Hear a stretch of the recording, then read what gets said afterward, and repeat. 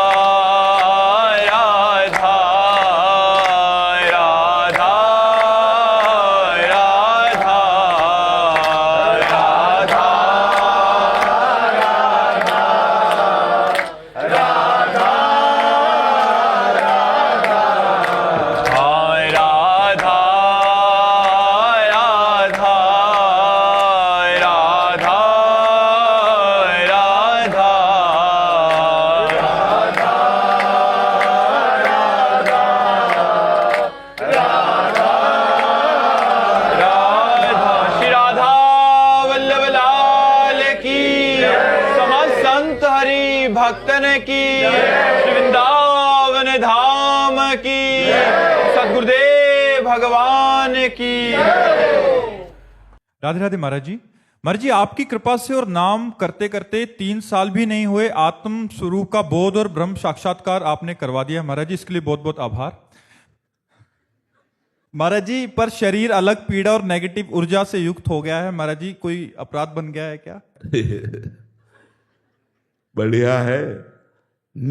आत्म साक्षात्कार के बाद निगेटिव महाराज जी आत्म स्वरूप का बोध हो गया और ब्रह्म साक्षात्कार भी और निगेटिव अपराध बन गया, उसके बाद फिर डाउन अपराध। आत्म साक्षात्कार के बाद अपराध निगेटिव कहां बात कर रहे बच्चा? ब्रह्म भूता प्रसन्नात्मा न सोचति न कांक्षति समाज सर्वेषु भूतेषु मद भक्तिम लभते पराम।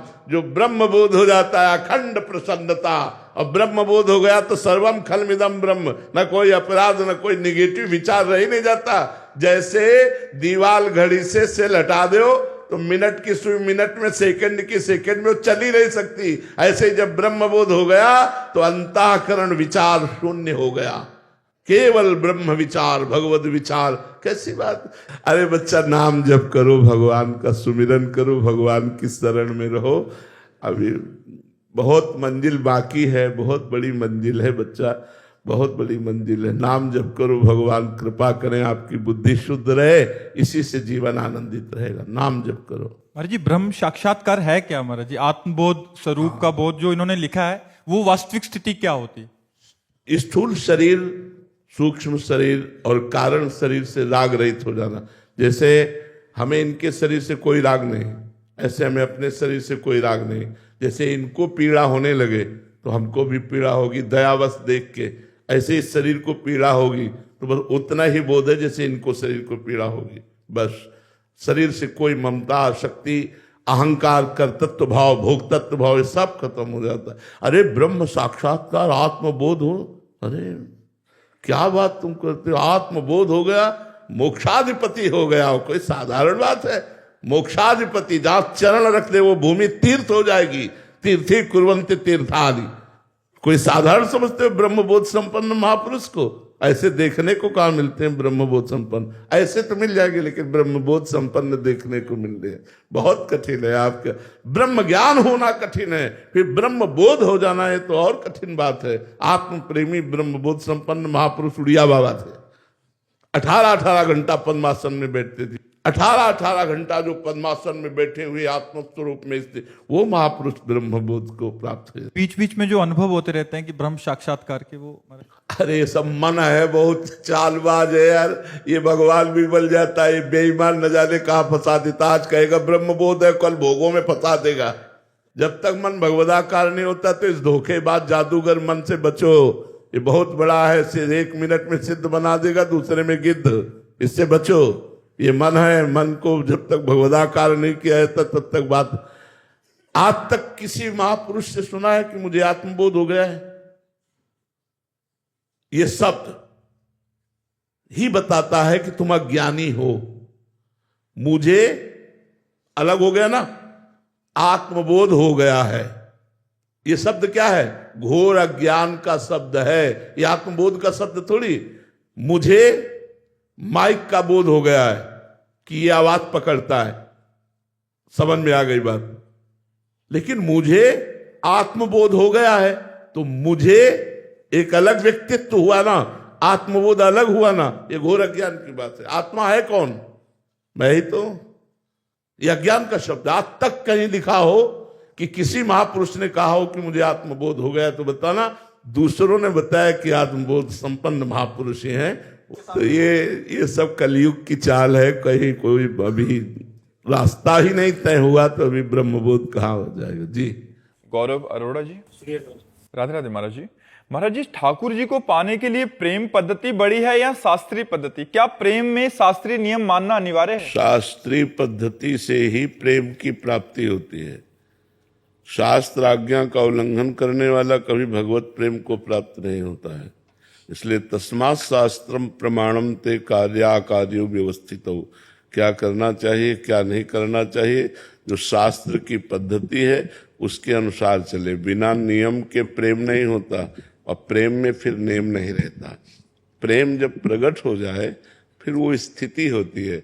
और वो सुबह से बैठा है ये भगवान के ध्यान चिंतन में, उसे और कुछ स्मृति ही नहीं, तो कौन सी पद्धति निर्वाह करे? पर वहां तक पहुंचने के लिए शास्त्र रूपी उसकी आज्ञा का पालन करने और रूपी सीढ़ी पर चढ़ना होगा। अगर हम मनमानी आचरण करेंगे तो प्रेम कोई खिलवाड़ है क्या कि भगवत प्रेम हो जाएगा? भगवत प्रेम अत्यंत दुर्लभ वस्तु है। तो समझ पा रहे ना आप? शास्त्र आज्ञा का पालन करके ही, नियम पूर्वक चलने पर ही भगवत कृपा से प्रेम प्रकट होता है। प्रेम से भगवान की प्राप्ति हो जाती है। हरिव्यापक सर्वत्र समाना, प्रेम ते प्रगट होए मैं जाना। प्रेम प्रकट हो गया फिर नियम सब उसी में लीन हो जाते हैं। पर जब तक प्रेम प्रकट ना हो तब तक शास्त्र आज्ञा का पालन करते हुए शास्त्र विधि का पालन करने वाला ही भगवत अनुरागी हो सकता है, मनमानी आचरण करने वाला नहीं। जी वैदिक त्रिवेदी जी, श्री हरिवंश महाराज जी। महाराज जी, आचार्य और गुरुदेव से तो साधक का आध्यात्मिक संबंध है, फिर भी हम उनसे निस्वार्थ प्रेम नहीं कर पाते। उनसे भी संसार की तरह हमारा स्वार्थ है कि अरे हम कह रहे संसार की तरह ही प्रेम कर ले। जैसे माँ से प्रेम करते हैं, पिता से प्रेम करते हैं, ऐसे ही गुरु से प्रेम कर ले, आचार्य से प्रेम कर ले तो बेड़ा पार हो जाए।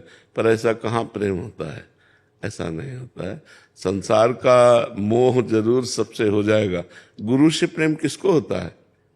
गुरु से प्रेम किसको होता है? कोई भाग्यशाली होता है जिसको गुरुदेव प्राण प्यारे लगते हैं। जैसे हम अपनी माँ के बिना रह नहीं सकते, बिना माँ के सोच भी नहीं सकते, छोटा बच्चा जैसे है, ऐसे ही छोटे बच्चे की तरह हम गुरुदेव से प्यार करें। हमारे परब्रह्म परमात्मा हैं, ये हमारे प्राणनाथ हैं, इनके बिना तो हम रह ही नहीं सकते।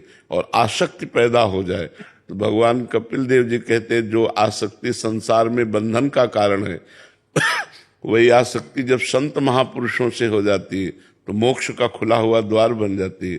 पर संतों से आसक्ति बहुत कठिन है, बहुत कठिन है। मतलब गुरुदेव से प्यार होना बहुत कठिन बात है, आचार्य से प्रेम होना बहुत कठिन बात है। अगर इनसे प्रेम हो गया तो दुर्लभ वस्तु फिर हाथ लग जाएगी। इनसे प्रेम होना कठिन बात है। गुरु प्रेमी होना बहुत कठिन बात, बहुत कठिन बात है। अपने गुरुदेव की आज्ञा पर जीवन बलिदान करने वाले ऐसे बहुत कम लोग हो। जो ऐसे लोग होते हैं भगवान उनके अधीन हो जाते हैं। गुरु प्रसन्न साहवन कूला, मिटी सकल कल्पित भय सूला। जिसके गुरुदेव प्रसन्न है तो इष्ट अनुकूल हो जाता है और सब माया का भ्रम नष्ट हो जाता है। जो जे गुरु चरण रेणु अनुरागी, ते लोकहु वेदहु बड़भागी। जो गुरु चरणों की रज का अभिषेक करते हैं, उनसे प्रेम करते हैं गुरु चरणों से, वो लोक और वेद में बड़भागी जन कहे गए हैं। जे गुरु चरण रेणु सिर धरहि, तेजन सकल विभव वश करहि। जो गुरुदेव की चरण रज को अपने माथे पे धारण करते हैं और लोक परलोक के सारे सुखों को प्राप्त कर लेते हैं। पर गुरु के प्रति महिमा जागृत हो जाए, मेरे गुरुदेव, मेरा तन मन प्राण सब गुरुदेव के लिए, हुक्म पर प्राण त्याग दूं, इसे प्रेम कहते हैं। तो ऐसा प्रेमी मिलना तो दक्षिणा दे के गुरु मंत्र ले लेना वो बात अलग होती, लेकिन प्राणों को रखकर गुरु का सेवन करना है कोई बिरला ही होता है। कोई बिरला होता है जो अब वो गुरु से प्रेम करे, गुरु से प्रेम। हम क्या करें कि ऐसा प्रेम हमें हो? गुरु जी का दिया हुआ जो मंत्र और नाम है उसे जब करे तो वही प्रेम करवा देता है। गुरु मंत्र और गुरु नाम जो है वही प्रेम प्रदान करता है। जी। हर्षवर्धन जी फिरोजाबाद से। शेर श्री हरिवंश महाराज जी, महाराज जी, देह भाव खत्म होने के बाद पहले भगवत प्राप्ति होती है, भाव देह मिलती है, और क्या भाव देह मिलना और भगवत प्राप्ति एक ही बात है? अलग अलग है। भगवत भजन की पद्धतियां हैं। जैसे आप राम राम राम राम राम राम जप रहे हो, आपके प्राण निकल गए तो आप आवागमन से मुक्त हो गए, भगवान में लीन हो गए, आवागमन से मुक्त। लेकिन आप भगवान के दास बनकर हनुमान जी की तरह सेवा करने का सौभाग्य ये नहीं। ये किसी आचार्य परंपरा से जुड़कर उनके द्वारा दास मंत्र लेकर और जीवन भर दास भाव को पुष्ट करना, देह सहित तन मन प्राण सब भगवान के दासत्व में समर्पित करना, हर समय ठसक रहना, सिया राम मेरे स्वामी, मैं उनका दास। अब जब शरीर रहते या शरीर छूटते उसे भाव देह की प्राप्ति होगी, तो वो भगवान का दिव्य दास बनकर भगवान की सेवा में जाएगा। भगवान की सेवा में जाना और भगवत प्राप्ति हो जाना ये अलग अलग है। भगवत प्राप्ति का मतलब है तरंग समुद्र में लीन हो गई, मुक्त हो गया, आवागमन से मुक्त हो गया। लेकिन भगवत पार्षद रूप रख करके भगवान की सेवा में जाना ये बहुत दुर्लभ बात है। ये बिना आचार्य परम, इसीलिए आचार्य हुए हैं जो चाहे राम उपासना करो चाहे श्याम उपासना करो, भगवान अवतार लेकर आचार्य रूप से आए और वही मंत्र वही उपासना देते हैं जिससे हमारा भाव बनता है और भाव से भगवत देह की प्राप्ति होती है। समझ लेना महाराज जी, तो हमें प्रभु से भजन की मांग करनी चाहिए या फिर उनकी सेवा मांगनी चाहिए कि हमें भाव दे मिले और आपकी सेवा में जाए, या भजन मांगे प्रभु से? पहले तो भजन मांगना चाहिए कि हम आपका निरंतर सुमिरन करें, फिर आपका सुमिरन किस भाव से करें। हे नाथ, आप स्वामी हो, मैं आपका दास हूं, ये मेरे अंदर ठसक बनी रहे। फिर हे नाथ, मुझे वो देह प्राप्त हो जो मैं आपकी सेवा में निरंतर रह सकूं। क्रम है, पहले तो भजन करो जिससे शरीर संसार से वैराग्य हो और अनर्थों की निवृत्ति हो, फिर भाव आए और भाव फिर देह राग का त्याग करके भाव देह में आसक्ति हो जाए, फिर वो भगवान के धाम में जाकर भगवान की दिव्य सेवा में लगता है। भगवान की सेवा में जो सुख है वो मोक्ष में भी सुख नहीं है, इसलिए पहले भजन की मांग करनी चाहिए। तुहीन जी उड़ीसा से। राधे राधे महाराज जी। महाराज जी, आपके अंदर मुझे अपनी माँ के दर्शनों का भाव बनता है और आपके प्रति वात्सल्य रस का उद्दीपन होता है। महाराज जी, क्या मेरा भाव ठीक है क्या? ठीक है, गुरु के प्रति ऐसा ही होता है। तुम्हें हो माता च पिता तुम्हें हो, तुम्हें हो बंधुश्च सखा तुम्हें हो, तुम्ही मेरे माँ हो, तुम्ही मेरे पिता हो, तुम्ही मेरे भाई हो, तुम्ही मेरे मित्र हो। जब ऐसा भाव आना तो वो कोई दोष नहीं है, अच्छी बात है, अच्छी बात है। क्योंकि गुरु अपनी कृपा रूपी वात्सल्य से हमारा पोषण करता है, तो माँ तो है ही हो, हमारी माँ है जिसने मुझे जन्म दिया परमार्थ का।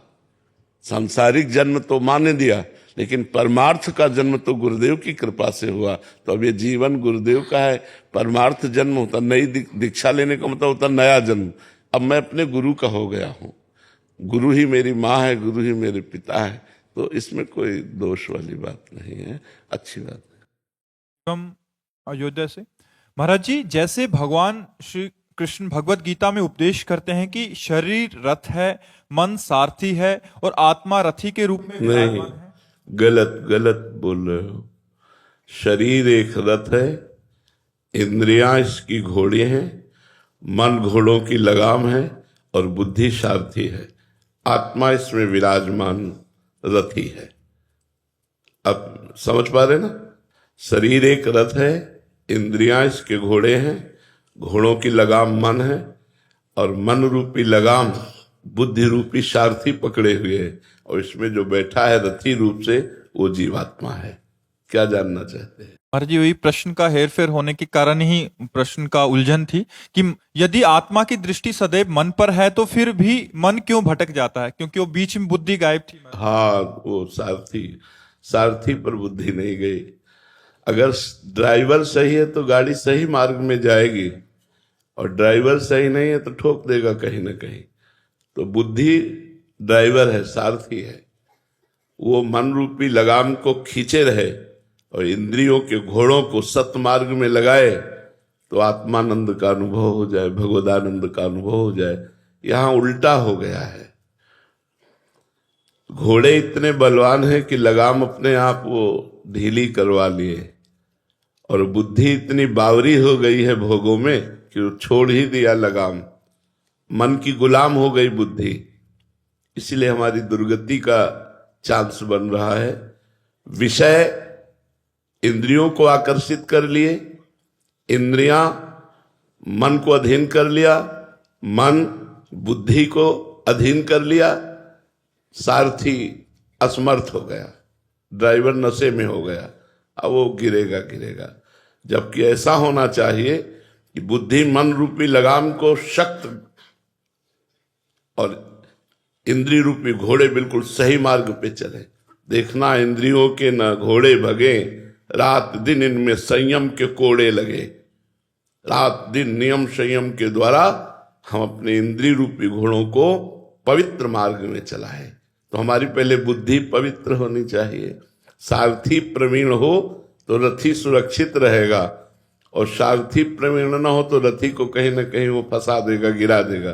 तो हमारी जो जीवन सारथी है वो बुद्धि है, और वो बावरी हो चुकी है, पागल हो चुकी है, क्योंकि वो भोगों का चिंतन कराती है, वो भोगों को ही सुख मानकर निश्चय कराती है। तो मन संकल्प विकल्प भोगों का करता है, तो भोगों में कहीं सुख और शांति है नहीं। सुख और शांति तो परमात्मा में है। जब तक हम भगवत चिंतन नहीं करते, जब तक हम सत्य मार्ग पर नहीं चलते, तब तक कुछ भी कर लो, तुम प्रसन्न नहीं रह सकते, तुम खुश नहीं रह सकते। थोड़ी देर के लिए हर्षित हो गए, फिर शोकित हो जाओगे।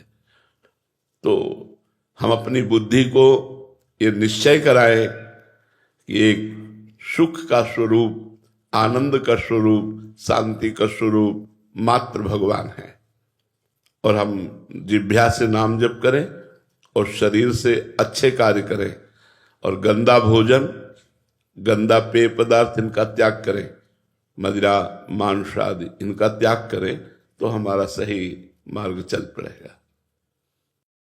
ज्ञान प्रकाश अवस्थी जी, नरवल, कानपुर। राधे राधे महाराज जी। महाराज जी, कर्ता भाव से दृष्टा भाव कैसे लाएं? नाम जप करते समय मन कर्ता भाव में रहता है और जिन वस्तु स्थान भाव से साहचर्य स्थापित कर चुका है उन्हीं का चिंतन करता है। देखो, दृष्टा भाव आ जाना ही मोक्ष के नजदीक पहुंच जाना है। जो साक्षी भाव है, दृष्टा भाव है, बिल्कुल मोक्ष के नजदीक ही पहुंचा हुआ है।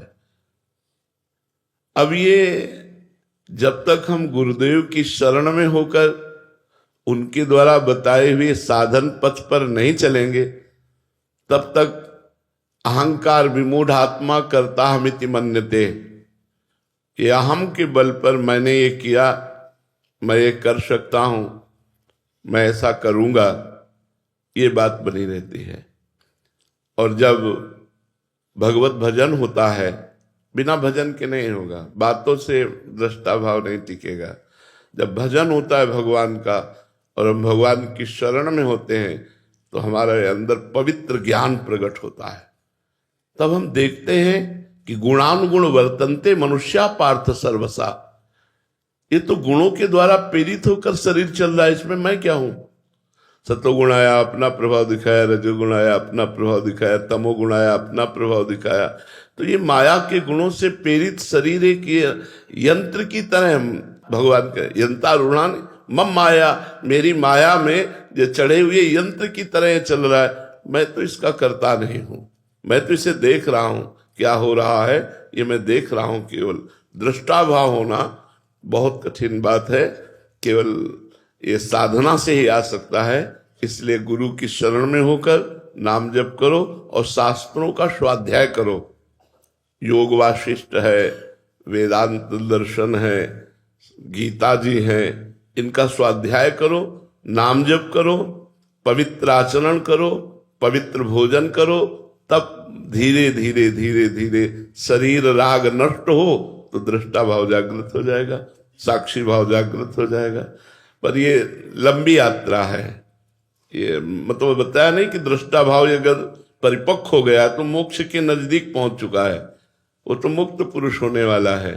क्योंकि दृष्टा भाव जब तक है तब तक कोई बंधन नहीं है, और जहां कर्ता भाव आया वहीं बंधन हो जाता है। तो दृष्टा भाव मोक्ष के स्वरूप में ही स्थित होने वाला है। तो ये थोड़ा कठिन है, पर शास्त्र स्वाध्याय करके, सत्संग करके, नाम जप के द्वारा, पवित्र बुद्धि के द्वारा हम ऐसा देख सकते हैं। क्योंकि हम हैं, निर्लिप्त हैं, हम लिप्त नहीं हैं, लेकिन निर्लिप्त होते हुए भी हम लिप्त हो गए हैं। उसी को हमें छोड़ना है, उसी को दृष्टा भाव में, साक्षी भाव में लाना। जिसे आप दृष्टा भाव कहते हैं वो साक्षी भाव है। आप केवल देख रहे हैं, आप उसके साक्षी हैं, आप करता नहीं है। कर्ता त्रिगुण माया के द्वारा कार्य हो रहा है। तो आप नाम जप कीजिए, शास्त्रों का स्वाध्याय कीजिए, संतों का संग कीजिए। वैभवी जी गुजरात से, राधे राधे महाराज जी। गुरुदेव भगवान आपके चरणों में दंडवत प्रणाम। गुरुदेव भगवान, हमारा प्रश्न है कि यहाँ पर एकांतिक वार्तालाप में एक बार एक संत भगवान पधारे थे, उनके मुख से एक बात निकली थी कि कामना भी करनी हो तो कामना को जीतने की कामना करो। उसका महाराज जी अर्थ क्या है? कि हमारे अंदर कोई कामना न रह जाए। हम भगवान से कामना करें, भगवान से चाह करें कि हे भगवान, हमारे अंदर कोई चाह ही न रह जाए, कोई कामना ही न रह जाए। क्योंकि सकल कामना हीन जे राम भगत रसलीन। जो भगवान की भक्ति रस में डूबना चाहे तो कामना का त्याग करना होता है। चाहे ब्रह्म बोध प्राप्त करना चाहे तो कामना का त्याग करना होता है। जब तक कामना रहती है तब तक अशांति, चिंता, शोक, भय ये घेरे रहते हैं। और जब निष्काम हो जाता है तो निर्भय, निश्चिंत, निशोक ये लक्षण जागृत होते हैं। इसलिए उन्होंने कहा था कामना भी करे तो कामना के त्याग की करे, कि हमारे अंदर हे भगवान कोई चाह ही ना रह जाए, कोई कामना ही ना रह जाए। जैसे देखो, बिना चाह के तुम्हें दुख प्राप्त होता है। कौन ऐसा है जो दुख चाह रहा है? सारे कार्य सुख के लिए ही तो किए जा रहे हैं, पर अनायास अपने आप हमें दुख मिल रहा है कि नहीं। ऐसे सुख की चाह ना करो, अपने आप सुख मिलेगा। जो आपके भाग्य में है, नियति में जो निश्चित हो चुका है वो सुख मिलेगा। तो आप चाह करो भजन की, चाह करो धर्म की, चाह करो भगवान की प्राप्ति की। सांसारिक चाहों में फंस करके हम अपना ये दिव्य मानव देह क्यों नष्ट कर दें? हम उत्तम चाह करें भगवत प्राप्ति की। तो इसलिए वो कह रहे थे कि भगवान से कामना करनी चाहिए, यही कि हमारे अंदर कोई कामना न रह जाए। श्री प्रहलाद जी ने यही वरदान मांगा कि प्रभु यदि आप आज्ञा करते हैं कि वर मांगो तो मैं यही वरदान मांगता हूं कि मेरी कोई मांगने की इच्छा ही ना रह जाए, ये मेरी कोई कामना ही ना रह जाए। बहुत बड़ी बात है। जिसके अंदर कोई कामना नहीं हो तो महापुरुष है। चाह मिटी, चिंता मिटी, मनुआ बेपरवाह, जिनको कछु न चाहिए ते साहन। ये चाह ही तो भगवत प्राप्ति में बाधक है। भोगों की चाह, धन की चाह, मान प्रतिष्ठा की चाह, ये सब भगवत प्राप्ति में बाधक है। जाहि न चाही कबहु कछु, तुम सन सहज सने, बसहु निरंतर तासुर, सो राउर निज गे। जिसके हृदय में कोई चाह नहीं रह जाती, तो भगवान उसके हृदय को अपना घर समझ करके रहते हैं। जैसे हम दूसरे के घर में गए तो फिर आना पड़ेगा, और अपने घर में तो निज गे है, भगवान का निज घर बन जाता है वो हृदय जिसमें कोई चाह नहीं होती। एकमात्र चाह मिटाना ही मनुष्य जीवन का परम कर्तव्य है। कोई कामना न रह जाए, कोई चाहत न रह जाए, हम पूर्ण हो जाएं, हम आनंदमय हो जाएं। इसलिए अध्यात्म मार्ग को स्वीकार करने वाले कामना का त्याग करते हैं। संसार में रहते हुए तो महाराज जी ऐसा लगता है कि एक पक्ष संसार है और एक पक्ष अध्यात्म मार्ग है। तो महाराज जी संसार में रहते हुए बहुत सारी छोटी छोटी कामनाएं हो जाती हैं कि मैं बड़ा डॉक्टर बनूं, मैं ये बनूं, तो उस स्थिति में कामना भी है मन में और अध्यात्म मार्ग में भी चलना चाहते हैं। तो महाराज जी दोनों का सामंजस्य, जब अध्यात्म मार्ग में चलेगा तो जैसे एक कामना हुई कि मैं बड़ा अफसर बनूं, तो तुरंत अंदर से आएगा। यदि तुम्हारे प्रारब्ध में है बड़ा अफसर बनना तो बन जाओगे, अगर प्रारब्ध में नहीं है तो नहीं होगा। इसलिए तुम कामना मत करो, अंदर आ जाएगा। तुम चाह क्यों करते हो? बनना होगा बन जाएगा, नहीं बनना होगा नहीं बनेगा। महाराज जी संसार में उसके लिए मेहनत करनी पड़ती है कि मतलब पढ़ाई करने पड़ेगी, तो फिर वो वाला बीच वाला क्या होता है, इसका रहस्य क्या है महाराज? जब तक नाम जप नहीं करेगा तब तक उसको लग रहा है। देखो बात ऐसी है कि अज्ञान के कारण ये समझ में नहीं आएगी। जैसे ट्रेन चल रही है, एक आदमी डिब्बे में इधर से उधर दौड़ रहा था, इधर से इधर इधर से इधर। तो एक विज्ञ जन ने पूछा क्यों भाई आप दौड़ क्यों रहे हो? तो उन्होंने कहा मुझे अमुक स्टेशन जाना है। अरे बोले तू पागल है, तू बैठ जा, ट्रेन चल रही है, ट्रेन चल रही, तुझे दौड़ने की जरूरत नहीं है। माया का चक्र चल रहा है, उस चक्र में तुम्हें किस पद पर पहुंचाना है वो अपने आप पहुंचा देगा, अपने आप कर देगा, चाह करने की जरूरत नहीं। जैसे हमारी चाह जो थी, हम अपनी चाह बताते हैं। हमसे पूछा था एक संत ने यही वृंदावन में कि आपका लक्ष्य क्या है, आपकी चाहत क्या है? तो हमका हमारी चाहत है कोई मान अपमान का भान नहीं, और जब मरूं तो मेरा कोई ना हो, केवल प्रभु का चिंतन करते हुए उनमें आर्त भाव से कि नाथ मेरा कोई नहीं है। अब ये मेरी चाहत थी, तो ये चाहत पूर्ति हुई क्या? नहीं पूर्ति हुई। दुनिया का सब वैभव ये जो हमने कभी नहीं चाहा था वो भगवान ने सब फेंक दिया। ये आपके जीवन की अभी बाधा है क्या? हाँ, इसे हम कभी स्वीकार नहीं कर सकते कि हमारा सौभाग्य है। ये जरूर हम अंदर अंदर इस बात को स्वीकार करते हैं कि यदि हमारी वाणी के द्वारा, हमारी चेष्टाओं के द्वारा जगत का कुछ भी कल्याण हो रहा है, कुछ भी मंगल हो रहा है, तो भगवान की कृपा है। बका ये यश कीर्ति, ये रुपया पैसा, ये मकान दुकान, ये हमारा न लक्ष्य था न है, और ना आज हमारे नाम है कुछ। तो अन चाहे अन मांगे आगे आवेगो, जो हम आपको बताना चाहते हैं कि यदि हमारे भाग्य में वैभव लिखा है तो हम ना चाहते हुए भी वैभव संपन्न हैं। तो अन मांगे आगे आवेगो, जो पल लागे पल को। जैसे पलक अपने आप झपकती है, ऐसे ही अपने आप आपको जो कुछ बनना है वो परमात्मा बनाता चला जाएगा।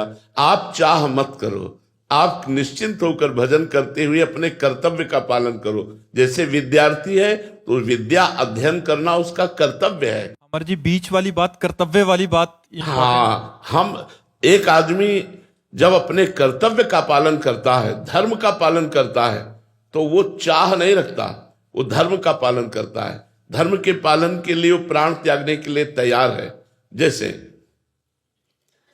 ये हमारे भारत के आर्मी जो जवान हैं, आर्मी के, इनकी क्या चाह है?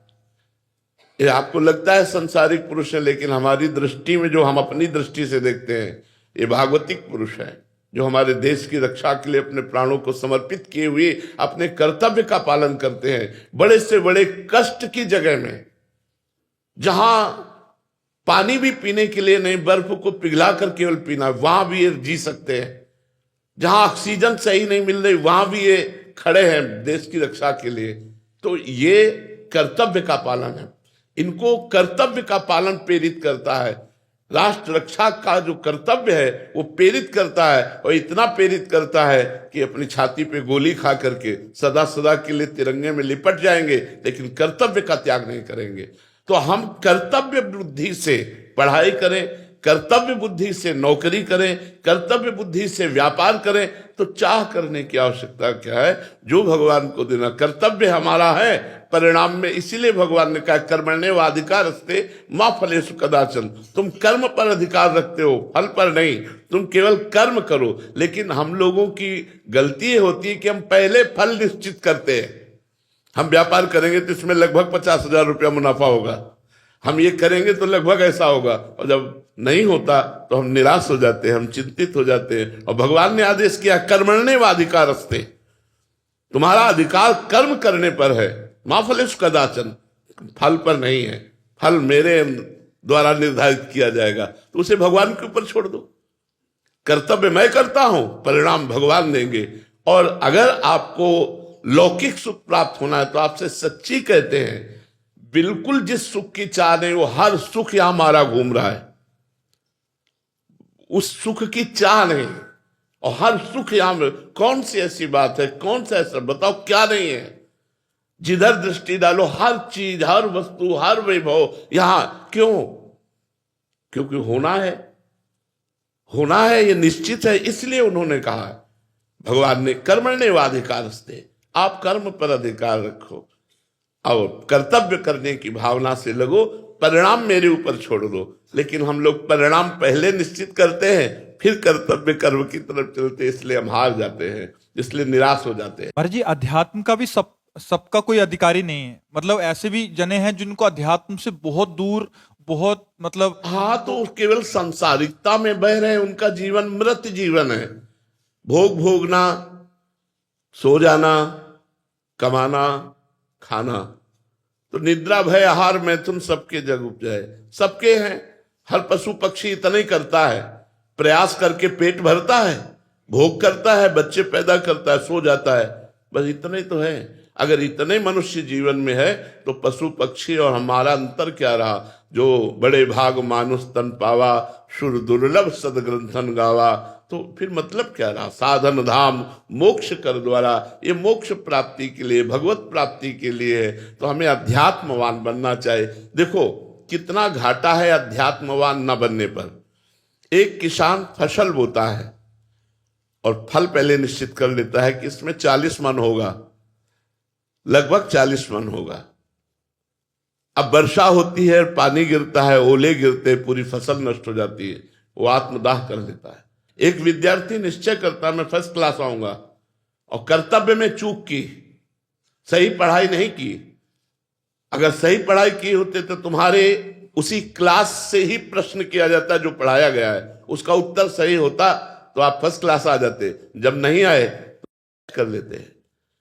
जो जहां है वो फल पहले निश्चित कर लेता है, और जब फल की प्राप्ति नहीं होती तो निराश, हताश, उदास, निगेटिव विचारों से भर जाता है। इसलिए अध्यात्म बचाता है आपको, अध्यात्म आपको सुरक्षित रखता है। एक बार हमारी फसल नष्ट हुई, दोबारा तो हम तैयार करेंगे। हर बार थोड़ी ओले पड़ जाएंगे, हर बार थोड़ी फेल हो जाएंगे, हर बार थोड़ी घाटा आ जाएगा। ऐसे परिपक्व होना चाहिए। मनुष्य जीवन बहुत आनंदमय जीवन है, और बिना अध्यात्म के आनंद नहीं हो सकता, भोगों में आनंद नहीं है। जो लोग गलत मार्ग में चले गए हैं, अब उनसे कहो तो वो मानने के लिए तैयार नहीं है। शराब पीना, मांस खाना, व्यभिचार करना, ये उनका स्वभाव बन गया है, और इससे दुर्गति होनी, आनंद तो होना नहीं है। इसलिए बहुत सावधानी पूर्वक हम चलें, मनुष्य जीवन को सार्थक करें, अध्यात्मवान बने। अध्यात्म आपको सुख प्रदान करेगा, अध्यात्म आपकी दुख की परिस्थिति में भी जीना सिखाएगा, अध्यात्म विपत्ति से निकलना सिखाएगा, अध्यात्म आपको चिंता शोक रहित कर देगा। अध्यात्म बुद्धि को शुद्ध करता है। यदि बुद्धि शुद्ध ना रही तो हम कहीं भी हो, खतरा है हमारे लिए। तो अध्यात्मवान बनो, धैर्यवान बनो, अपने काम क्रोधादि को कंट्रोल रखो। इतना फ्री ना हो जाओ कि जैसा मन में आया वैसा किया, बड़ी हानि हो जाती है। इससे हमारा हानि तो है ही, हमारे समाज की हानि हो जाती है। इसलिए अध्यात्मवान बनो। आप बाहरी शत्रु को तो गोली से उड़ा सकते हैं, लेकिन आंतरिक शत्रु को कैसे उड़ाएंगे? जो आपके अंदर काम बैठा हुआ है, क्रोध बैठा हुआ है, अहंकार बैठा हुआ है, द्वेष, ईर्ष्या, ये जो बैठे हुए हैं, इनको कैसे मारोगे? और जब तक इनको नहीं मारोगे तब तक चैन से नहीं सो सकते, चैन से नहीं जी सकते।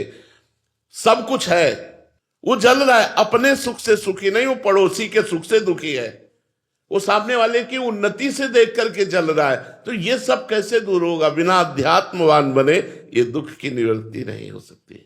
जी अनिल जी श्री गंगानगर से। राधे राधे महाराज जी। महाराज जी, हमारी विषय भोगों के प्रति जो आसक्ति है वो कम क्यों नहीं हो रही? जैसे आप बताते हैं कि नहीं खान पान ते भावे है, नहीं कोमल वसन सुहावे है। इस स्थिति को प्राप्त करने के लिए महाराज जी मुख्य मार्ग क्या है? नाम जप। जितना नाम जप करोगे आप सच्चे मानिए। नाम जप में जो लोग रत हैं वो खुद अनुभव करें, धीरे धीरे मन में अरुचि पैदा होने लगती है भोगों के प्रति। बातचीत करना, मिलना जुलना, नाना प्रकार की ये पार्टी ज्वाइन कर, इनसे सबसे मन में अरुचि पैदा होने लगती है। आप जितना नाम जप कर रहे हैं, आप देखिए आप संसारिकता से उतना ही अरुचि रखते हैं जितना नाम जप कर रहे हैं। अगर हम वास्तविक नाम निरंतर जपने लगे तो फिर हमारे अंदर जो ये विषय प्रियता, ये नष्ट, विषय प्रियता नष्ट हो गई तो जीवन मुक्त हो गए ना। यही तो बंधन है। विषयानंद ही तो भगवदानंद में बाधक है, और विषयानंद को भजन के द्वारा तोड़ा जा सकता है। वारी मथे घृत होए बरु, सिकता ते बरु तेल, बिनु हरि भजन न भवतरी, या सिद्धांत पेल। भजन के बिना बात नहीं बनेगी। खूब भजन करो तो आप देखोगे आपके अंदर अरुचि पैदा होने लगेगी। नारायण हरि भजन में ये पांचों न सुहात, विषय भोग सबसे पहले रखा है। विषय भोग, निद्रा, हंसी, जगत प्रीति और बहुबात, ये अच्छा नहीं लगता। आप भजन करके देखो तो आपको लगेगा कि नहीं, हमें ये नहीं चाहिए। ये नहीं चाहिए तब आता है जब हृदय में हमारे भजन चलता होता है। और जो जितना भजन कर रहा है आप खुद अनुभव करो, उतनी आपकी अरुचि होती जा रही है। आप जो पहले थे वो अब आप में परिवर्तन दिखाई देगा। अगर आप पीछे से और अभी तक नापिए तो आपको खुद अपने जीवन में परिवर्तन दिखाई देगा कि मैं पहले ऐसा था, अब इतना हूं। तो अगर हमारी दवा काम कर रही है तो फिर 100% तक पहुंचेगी वो। अभी मान लो 90% हम बीमार हैं और 10% ठीक हो गए, तो हमें दवा पे विश्वास करना चाहिए कि 10% तो हम सुधार कर पाए, अभी 90% है। तो जिस दवा ने, जिस नाम ने हमें 10% अरुचि पैदा कर दिए, वही 100% अरुचि पैदा कर देगा। मुझे नाम जप में ही लगे रहना चाहिए। उठते बैठते, चलते फिरते, खाते पीते, काम करते हुए भी हम नाम जप करें तो हमारे अंदर की विषय प्रियता नष्ट हो जाएगी। क्योंकि जब ज्ञान होगा तो फिर ये रमा विलास राम अनुरागी, तजत बमन जिम जन्म बड़भागी। जैसे कोई उल्टी बमन नहीं खाना चाहेगा, ऐसे मन को अरुचि हो जाती भोगों से। ब्रह्मादिक के भोग सब विष सम लागत ताही, नारायण ब्रज चंद की लगन लगी है जाए। भगवान श्री कृष्ण के भजन की लगन जिसको लग गई तो ब्रह्मादिक के भोग भी उसे विष के समान लगते हैं। ये तो मर्त लोक के भोग हैं। इसलिए नाम जब अधिक से अधिक बढ़ाते रहो तो आपकी आध्यात्मिक उन्नति होती रहेगी। श्री राधा वल्लभ लाल की। विवेक अग्रवाल जी नई दिल्ली से। महाराज जी, आज समाज में और घरों में बहुत क्रोध और बिखराव देखने को मिल रहा है। महाराज जी, एक साधारण व्यक्ति अपने स्तर पर ऐसा क्या करेगी जिससे उसके आसपास प्रेम और एकता पहले बढ़े? भोजन सुधारे, भोजन खान पान सुधारे। ये मुर्गा मछली खाने वाले, ये राक्षसी बुद्धि, ये कभी शांति प्रदान नहीं कर सकती। अपने को जो बहुत वीआईपी समझते हो और दूसरे शरीरों को उबाल उबाल के काट के खाते हो, तुम्हारी दुर्गति हो जाएगी। जो कोई भी हो, जो आपका सामाजिक प्रश्न है, कोई पर्सनल प्रश्न नहीं है, जहां दुर्गति का कारण है जो अशांति का कारण है उसे आप बढ़ा रहे हैं। जैसा खाए अन्न वैसा बने मन। आप अघोर राक्षसी भोजन करोगे तो काम क्रोध लोभ मोह मद मत्सर नहीं सताएंगे तो और क्या भगवान की याद आएगी, भगवान का प्रेम आपके अंदर स्फुरित होगा।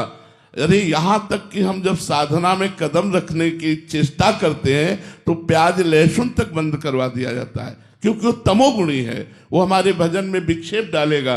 तो जो अपवित्र भोजन करते हैं, अपवित्र व्यवहार करते हैं, अपवित्र विचारों से युक्त नहीं रहेंगे तो और क्या होगा। आज हमारे समाज में जो अपवित्रता बढ़ रही है उसका कारण खान पान कुसंग है। हमारा खान पान ठीक नहीं, हमारा संग ठीक नहीं है। जिनको मतलब इस समय संयम में चलकर आगे बढ़ना चाहिए, वो हमारे बच्चे व्यसन में जा रहे हैं, नशा कर रहे हैं, व्यभिचार में उतर रहे हैं, गंदी भावनाओं में उतर रहे हैं, उन मनोरंजन में लग गए। अब वो क्या विद्या अध्ययन करे। स्मृति तो एक है, मन तो एक है, वो या भोगों में चला गया, या आप पढ़ाई में लगा लो, या आप भगवान में लगा लो। तो मन को हमने गंदे आचरणों में लगा। आज हमारी समाज गंदे आचरणों की तरफ बढ़ रही।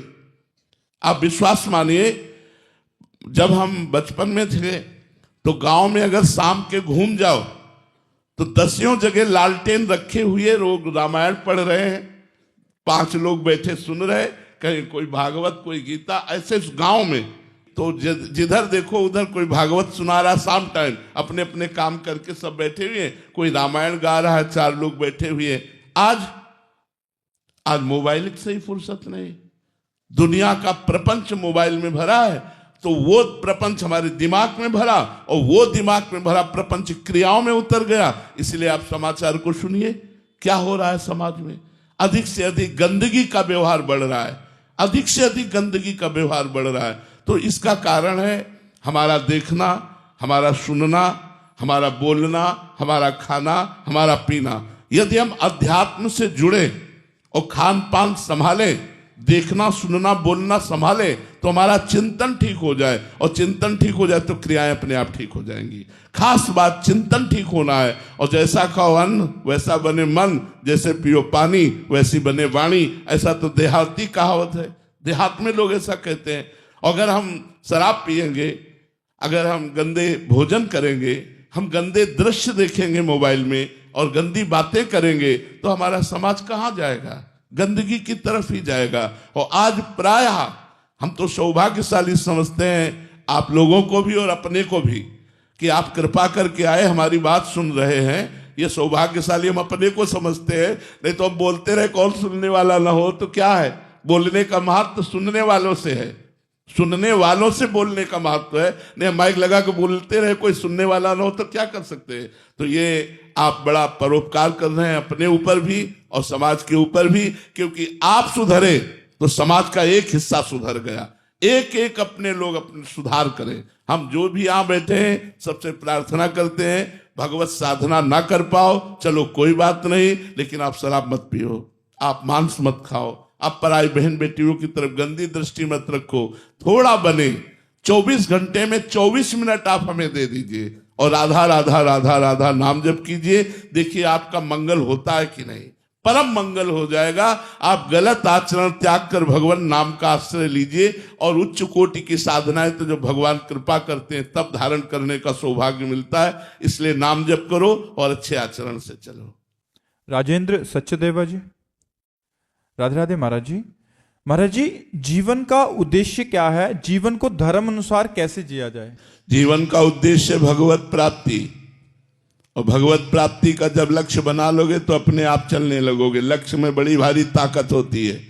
जब हमारा लक्ष्य बन जाता है कि हमको ऐसे चलना है, हमको अमुक जगह पहुंचना है, तो हम में पावर आ जाता है।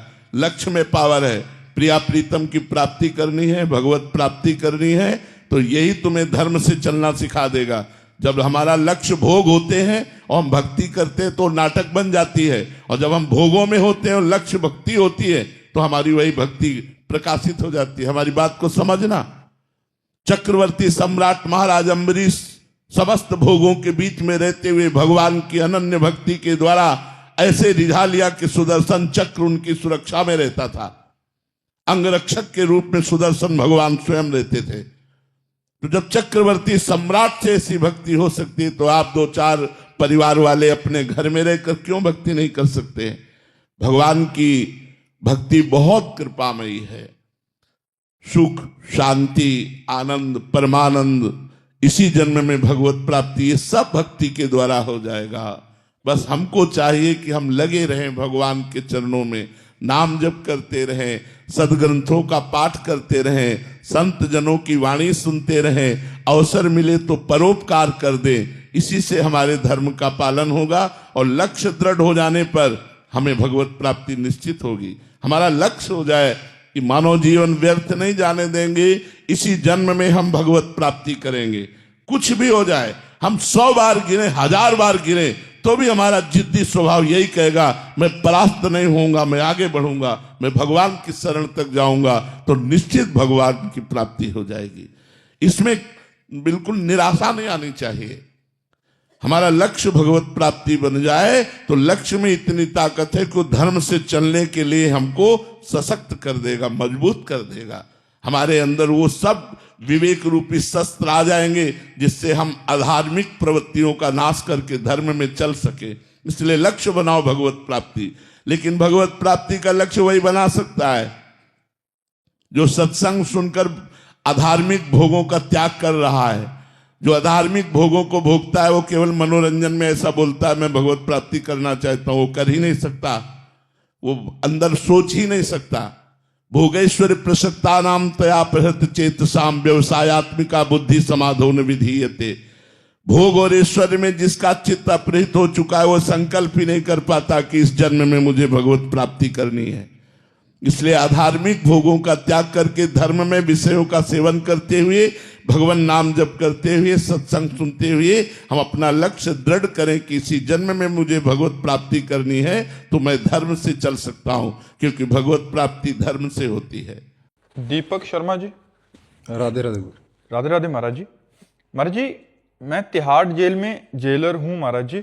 महाराज जी, मेरे को एक प्रश्न है कि मेरे अपने अंदर के सामर्थ्य को मैं कैसे पहचानूं? कृपया ऐसा गुरु मंत्र देकर मार्गदर्शन। नाम जप के द्वारा अपने जो आंतरिक शक्ति हमारी विस्मृत हो गई है, हम भगवान के अंश हैं, हमारे में अपार सामर्थ्य है, भगवान को अधीन करने की सामर्थ्य है। सुमिर पवन सुत पावन नामो, अपने बस कर राखे रामो। भगवान के भजन के प्रताप से हनुमान जी ने भगवान को अपने अधीन कर लिया। भगवान का नाम एक प्रेमाधीन है।